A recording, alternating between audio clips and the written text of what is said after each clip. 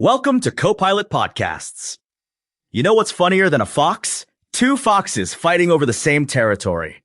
Today, we're diving into one of the most deliciously ironic stories in Marvel history, how they created a fox-powered superhero while locked in an epic battle with Fox Studios over character rights. Oh, this is such a fascinating intersection of corporate drama and creative storytelling. Right?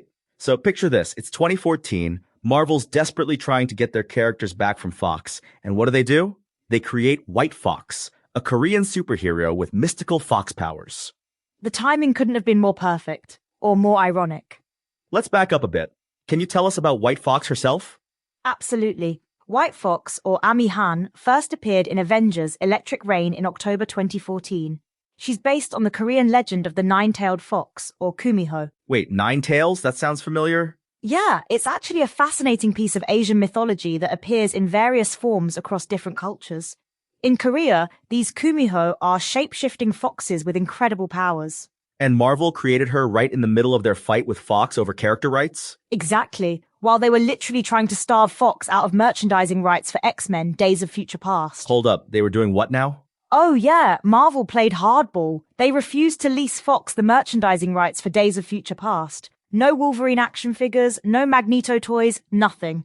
That's some serious corporate Fox-on-Fox violence right there. And it gets better. They even cancelled the Fantastic Four comic book to reduce publicity for Fox's upcoming movie. So while they're playing these corporate games with Fox, they create this incredibly powerful Fox-based character that they completely own. The irony is just delicious.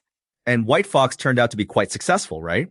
Absolutely. She became so popular that Marvel's editor-in-chief, Chester Bror-Cebulski, specifically said they were bringing her from Korea to join the US comic series. That must have been extra sweet for Marvel.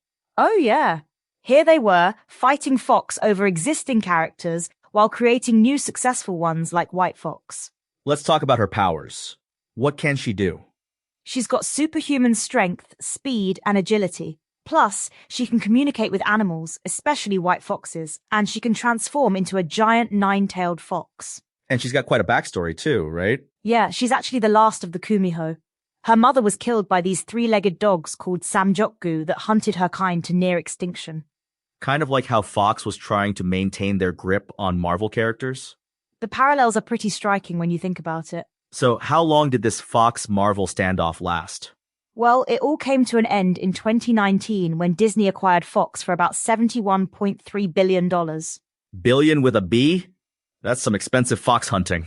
And it worked. Marvel finally got back all their characters, including the X-Men and Fantastic Four. Meanwhile, White Fox was just doing her thing, becoming more popular. Exactly. By 2021, she even got her own solo comic book, Death of Doctor Strange, White Fox. You know what's interesting? Both stories kind of had happy endings. True. Marvel got their characters back, and White Fox became a successful character in her own right. And now there are even hints she might appear in the MCU? Yeah, there were some interesting connections in Shang-Chi with the mystical creatures in Ta Lo that could be related to Kumiho. So she might end up on screen after all this? It's possible. The Eternals webcomic actually hinted at Kumiho existing in MCU continuity. That would be the ultimate irony, a character created during the Fox fight becoming part of the post-Fox MCU. And she'd be joining characters that Marvel literally spent billions to get back. Talk about a full circle moment. You know what's really interesting? White Fox's powers include hypnosis and life force energy absorption. Kind of like how Disney absorbed Fox's life force? Oh my goodness, I hadn't even thought of that parallel. The metaphors just keep coming, don't they? And here's another fun fact. White Fox is actually the director of Korea's National Intelligence Service. So she's literally in charge of protecting her territory? Just like Marvel was trying to protect their intellectual property. These parallels are uncanny. Speaking of territory, let's talk about how complicated these rights issues got. Oh, it was a mess. You had different studios owning different aspects of the same character sometimes. Like some kind of corporate custody battle? Exactly. And then you had shared characters like the Skrulls, which both Marvel and Fox could use. Must have been like having two parents with different house rules. That's actually a perfect analogy. And just like in those situations, the kids, or in this case, the characters, sometimes got caught in the middle. But White Fox was different. She was all Marvels from the start. Right, and that gave them complete creative control over her story and development. No wonder they made her so powerful. and popular enough to get her own solo series by 2019. The same year Disney finalized the Fox deal. Coincidence? In the Marvel universe, there are no coincidences. You know what's funny? While Fox and Marvel were fighting, White Fox was out there fighting actual bad guys. And doing a pretty good job of it too, according to the comic's sales numbers. So, what's the moral of this story? Maybe that sometimes the best response to losing control of your foxes is to create an even better fox? Or that corporate fox fights can lead to surprisingly good creative outcomes? Either way, it's a uniquely Marvel story where business drama and superhero storytelling collide in the most unexpected ways.